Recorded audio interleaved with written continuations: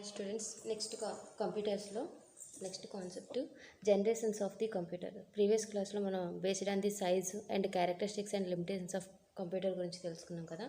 In this video we will discuss about generations of computer. So ఇక్కడ మనకి 5 generations ఉన్నాయి. ఎందుకు జనరేషన్స్ ఇన్ని వచ్చాయి అంటే, సో ఫస్ట్ జనరేషన్లో ఉన్న డ్రాబ్యాక్ని ఓవర్కమ్ చేస్తూ సెకండ్ జనరేషన్లో ఉన్న డ్రాబ్యాక్స్ని ఓవర్కమ్ చేస్తూ థర్డ్ జనరేషన్, అండ్ థర్డ్ జనరేషన్లో ఉన్న డ్రాబ్యాక్స్ డిసడ్వాంటేజెస్ని ఓవర్కమ్ చేస్తూ సో అడ్వాంటేజెస్ని ఫోర్త్ జనరేషన్, నెక్స్ట్ ఫోర్త్ జనరేషన్లో ఉన్న డ్రాబ్యాక్స్ని ఓవర్కమ్ చేస్తూ ఫిఫ్త్ జనరేషన్. సో ఇప్పుడు ఫిఫ్త్ జనరేషన్ అనేది ప్రెజెంట్ 2010 నుండి ప్రెజెంట్ రన్ అవుతున్న జనరేషన్ సిస్టమ్స్ అన్నీ ఫిఫ్త్ జనరేషన్ కంప్యూటర్స్ అని కాల్ చేస్తాం. So each and every one generation గురించి విత్ ఎగ్జాంపుల్ తెలుసుకుందాం. సో నోట్స్ కావాలంటే స్క్రీన్ షాట్ చేయండి, మీకు నోట్స్గా కూడా యూజ్ అవుతుంది. First generation of computer, these are made with vacuum tubes.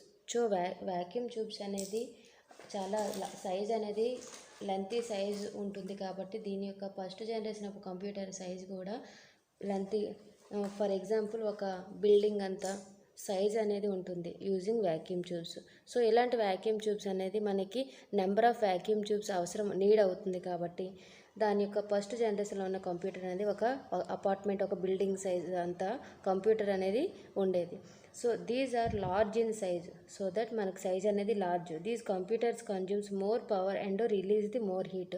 Size అనేది లెంతీగా లార్జ్ సైజ్ ఉండడం వల్ల అది మనకి పవర్, దాన్ని జనరేట్ చేసిన పవర్, రిలీజ్ చేసిన హీట్ అనేది ఎక్కువగా ఉండడం వల్ల vacuum tubes are frequently fail అయ్యేవి. Okay, and damaged, so that computers are not preferable. So ఇక్కడ మనకి హీట్ ప్రొడ్యూస్ అయితే అక్కడ ప్రాపర్గా వర్క్ అనేది జరగదు. సో అది ఫస్ట్ జనరేషన్లో వచ్చిన drawback. In this generation computer accept the instruction with. First జనరేషన్లో యూజ్ చేసిన ఇన్స్ట్రక్షన్స్ ఏంటంటే జీరోస్ అండ్ వన్స్, అంటే machine level language, that is nothing but binary language is called as a binary or machine language.